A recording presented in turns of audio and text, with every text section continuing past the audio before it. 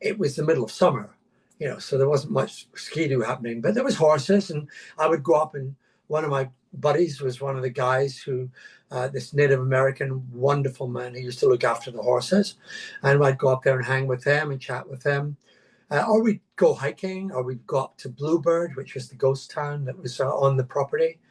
And I used to like to do that because I'd go past the barn that was Joe Walsh's Barnstorm album. That was where that was taken from, because that's where he did the album.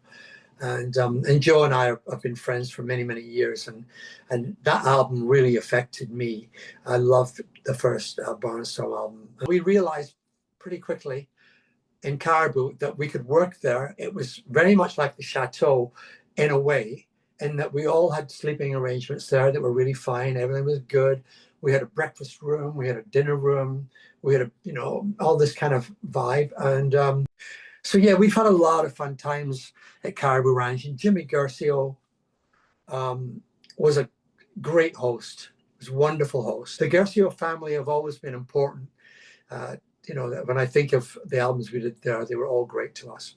I was always playing. If the studio was open, the piano was open, I think Davey and I, maybe all of us would just go in and play and practice. That's what we were there for. That's what we do. I remember we went once in a helicopter. Elton took us to a Rolling Stone concert in Denver, I guess. And, we landed backstage in a helicopter, and before I knew it, I was in a room with Keith Richards and Charlie Watts. I couldn't talk. I was just too shy in those situations. And I was out there, and then we stayed for the show, and Billy Preston was a huge idol of mine. And I'm standing right next to Billy Preston while he's playing. That was a big one for me. That was crazy. I don't remember doing any fun stuff, but there was a lot of, it was rock and roll in the 70s. Caleb, did you in the X, did you guys ever go horseback riding? Oh yeah. Yeah, you did. Yeah. Oh man, the ranch was incredible. You had horses there to ride.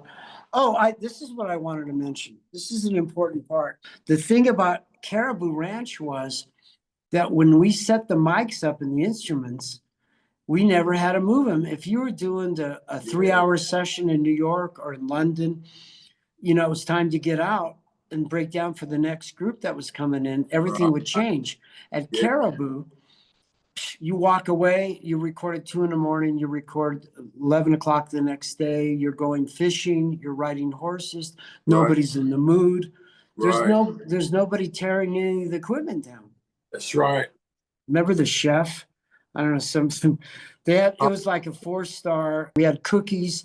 Everything was just perfect all the time in the West. Cookies are good, especially, in our state.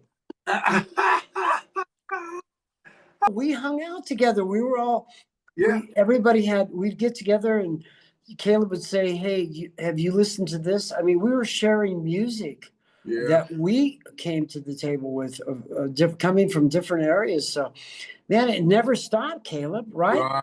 Right. We were hanging out.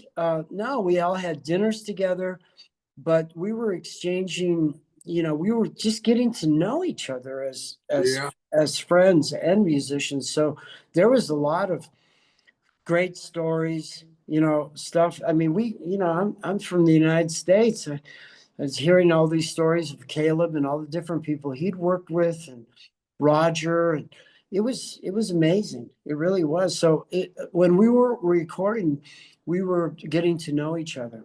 We loved it. It was like being in a movie. I mean, the ranch was something like 40,000 acres. There was rivers and lakes and stuff, so I remember, one of the guys, the cowboy guys, they would arrange for us to go horse riding, and we'd be crossing rivers, just like a TV movie, just like, couldn't believe it. Thoroughly enjoyed it. No, it was an incredible experience for someone who'd never been in the West before. The ranch office was adjacent to the cabin, this big cabin, luxurious cabin where John Lennon stayed. Elton, it was a 3-bedroom place. And I wouldn't doubt that that really inspired Bernie to, I mean, Bernie became super into, I mean, he's Brown Dirt Cowboy.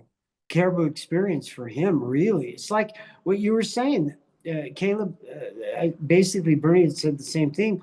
Those guys in England grew up watching Westerns. Those guys had experienced it twice. Yeah. Davey had too. This was his 3rd time there. Uh-huh. So anyway, that was what when we weren't recording, we were experiencing Yeah. the ranch. Yeah. Yeah. And then maybe going down to a bar in Netherlands. There was things like that. That was a wonderful, again, what Jimmy Garcia had made, the environment.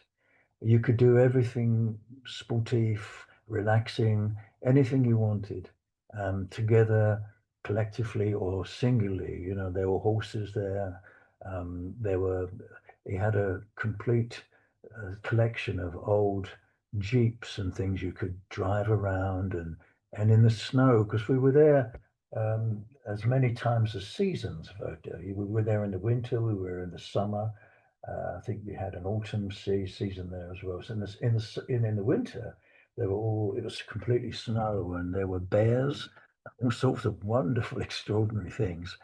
And we were on ski badoos, whatever they call them, motorized,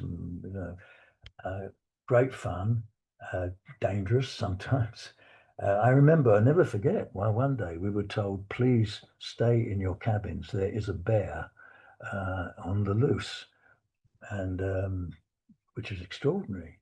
The real thing. Suddenly, you are the zoo.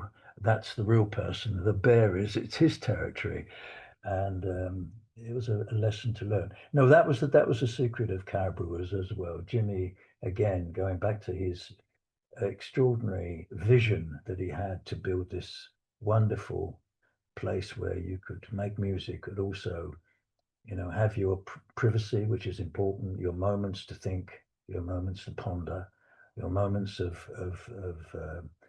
joining in with all sorts of other activities.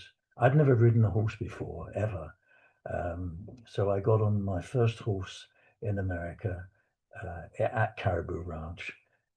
All it wanted to do was eat grass.